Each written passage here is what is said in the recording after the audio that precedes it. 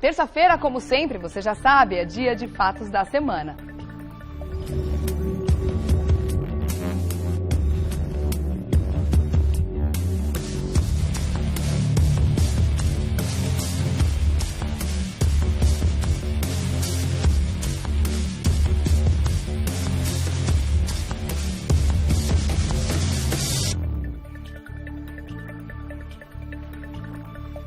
Doutor Eduardo já está aqui com a gente. Bom dia, meu querido. Tudo bom? Bom dia. Tudo jóia, graças a Deus. Você? Vamos falar de um assunto espinhosinho hoje?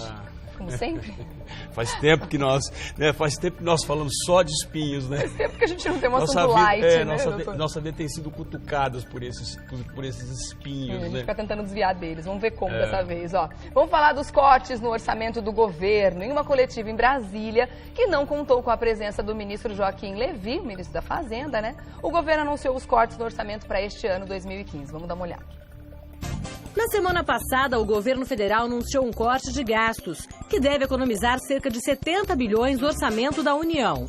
Essa foi a maior diminuição de gastos públicos realizada em 13 anos de administração petista.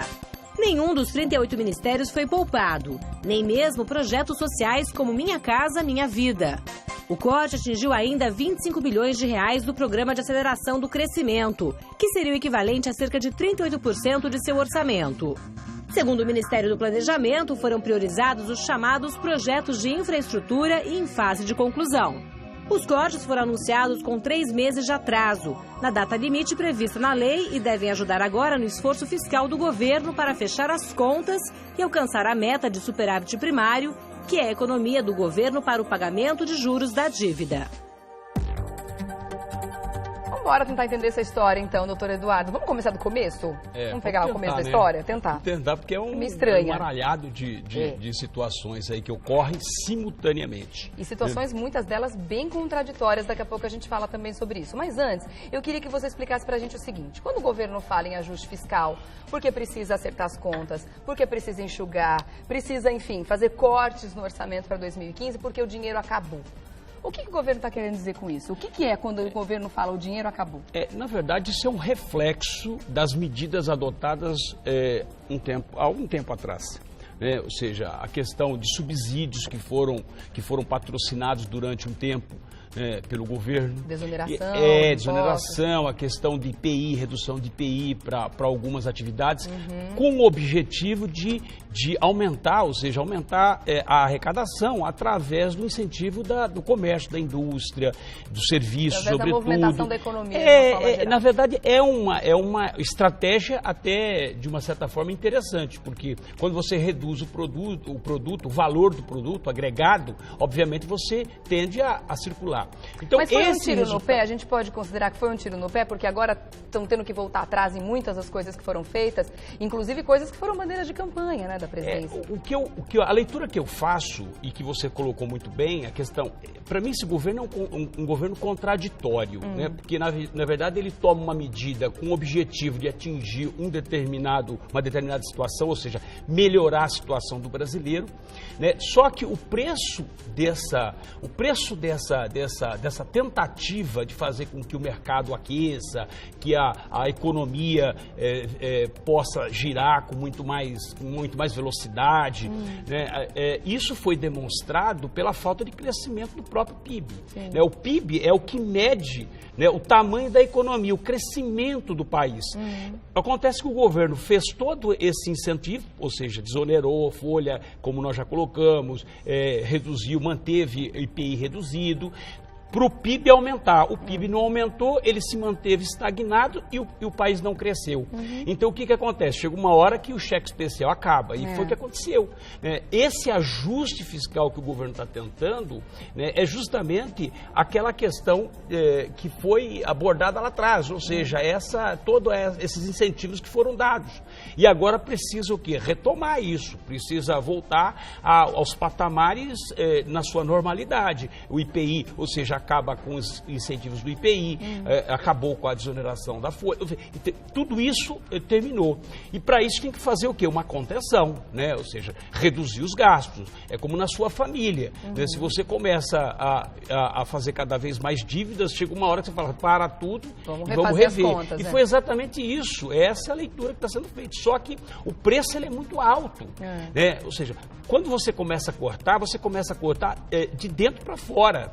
O problema é que o processo está sendo inverso, é de fora para dentro. Ou seja, primeiro você acaba com alguns programas sociais importantes, ou reduz, não acaba, mas você reduz, né? Porque você tem um impacto. Muitas vezes. Então, é verdade que eu sempre digo e venho falando o tempo todo, para mim são três, o tripé, ou seja, a questão da saúde, educação e segurança pública, são coisas, o restante não adianta, por mais que possa, é importante, eu sei que é importante os programas sociais, só que o que acontece, você tem que, para buscar esse crescimento, para poder melhorar o país, melhorar a vida do brasileiro, você tem que manter esses programas.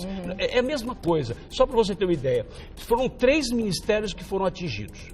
A educação, a saúde e o Ministério das Cidades. Das cidades para poder desenvolver e melhorar as condições das cidades. Né? Aí você tem a educação que passou, o governo mandou um recado com essa redução do investimento da educação, diz o seguinte, não pode mais estudar. Você sabe que nós já tivemos, a semana passada, aliás, eu cometi por 3 oportunidades, eu falei em 1.900 contratos do FIES, na verdade foram 1.900.000 contratos do FIES. Né? Então, ou seja, você reduziu, você manteve 178 mil estudantes fora do FIES, que é um programa importante, porque na verdade a educação é tudo. Nós estamos falando há décadas que a educação é a base de qualquer sociedade civilizada. O que nós percebemos quando você tira a educação, quando você tira a saúde, o governo está mandando um recado, não pode mais ficar doente. E se você pegar quase 70 bilhões de contenção de despesas, você tem 55% que corresponde, ou seja, 35 bilhões nesses 3 ministérios, educação, cidades e saúde. Né? Mais da metade, isso é lógico. Você tem outros ministérios que foram também com a sua receita, ou seja, o seu orçamento também foi reduzido. Mas esses são os 3 principais. Agora, é óbvio que tem que fazer os ajustes, mas o ajuste tem que ser feito com cautela. Aliás, quando foi anunciado essa questão pelo ministro do Planejamento, que eu sempre acho que o ibope maior não foi em relação ao corte, né? Mas sim a ausência do ministro. Porque é óbvio, quando você não está lá presente, né, por qualquer razão, você tem que ter uma justificativa plausível. Né? E na justificativa não foi tão plausível assim. E de uma certa forma, a ausência representa o quê? O boicote. Eu não concordo com essa situação. Tanto é que ontem ele deu uma declaração, o ministro Levi deu uma declaração dizendo que, na verdade, os cortes foram adequados. Para mim, esse termo é muito interessante. Adequado significa não suficiente. Porque o que acontece? Eu acho que o problema maior, e o ministro ele está correto, o problema maior é o seguinte, quando você tem todos esses cortes, você afeta diretamente o comércio, você afeta diretamente a indústria, os serviços. O que acontece? O governo, ele tende o quê? Não receber mais impostos, a sua receita a cair. Então, o grande problema é que, apesar dos 70 bilhões de cortes, pode não ser o suficiente, por quê? Porque as receitas caem, nós estamos num processo de recessão, o país está praticamente em recessão, então, obviamente, você não tem circulação de mercadoria, você não tem impostos e não tem receita, o governo. Então, esse é o grande problema que eu vejo, Regiane. Então, esses são as questões que estão sendo colocadas, esse é o efeito. Agora, na prática, quem é que vai pagar essa conta? Né? Ou seja, é óbvio que é o contribuinte que vai pagar, é o brasileiro que vai pagar, ou através de aumentos de impostos. Que já está sendo falado? Sim, já estão aumentando os impostos, né? Estão falando agora em aumento de impostos de grandes fortunas, enfim. Então, o próprio sistema bancário já foi também majorado em relação ao lucro dos bancos. E a população vai pagar no seu dia a dia também, que vai ter muito menos estrutura de uma estrutura que já é ruim, né? Agora, vamos trazer mais uma pessoa para a nossa conversa aqui. A gente quer ouvir agora a opinião do professor de Ciência Política da Faculdade Casper Libero, João Alexandre Pechansky. Ele vai falar justamente qual é o efeito político desses cortes, o que vai acontecer na prática, né? E vamos ver como é que vai ser, se o governo vai conseguir também recuperar a imagem dele diante da sociedade. Vamos dar uma olhada. Cortes orçamentários são sempre decisões dramáticas dentro de um governo. Indicam que algo não vai bem, que um modelo que estava sendo adotado, um plano de governo, não conseguiu chegar aonde ele queria chegar, e tem principalmente impactos naquilo que é a vida das pessoas em sociedade e na sustentabilidade do governo dentro de um ambiente político que a gente chama em ciência política de governabilidade. Sociedade. A Dilma usou a imagem de que os cortes orçamentários eram como se uma família, dentro de uma família, você tem cortes dentro de uma casa e que esses cortes não levam a casa a desmoronar, mas simplesmente a família se adapta a uma nova realidade. Não é bem assim. Uma casa, uma família, quando ela toma decisões em relação ao seu orçamento familiar, as pessoas geralmente elas vão ser consultadas. O modo como esses cortes estão sendo feitos, na ótica da sociedade, é uma ótica antidemocrática. Não leva em consideração os anseios da população e mexe com acessos a políticas que são fundamentais. O governo está dizendo que vai haver cortes nas áreas de desenvolvimento social, educação e saúde. Num país que vai mal nessas áreas, nós vamos mal. Você não melhorar esses setores, mas limitá-los, é simplesmente você dizer para as pessoas: a vida de vocês vai piorar e dramaticamente, e ela já não é tão boa. Na parte da política, o orçamento ele entra no momento onde o governo ele é politicamente fragilizado. A Dilma é uma presidenta em permanente tensão. O Joaquim Levy, o ministro, acumula poderes para além daquilo que a presidenta tem de acesso. O Renan Calheiros consegue cada vez mais canalizar influência dentro das decisões políticas e você gasta como governo, você trava a pauta da governabilidade em disputas intestinas. E esse corte orçamentário vai fazer com que esse governo já politicamente fragilizado perca ainda mais a capacidade de fazer aquilo que ele diz que ele vai fazer a partir desse ajuste, que é governar.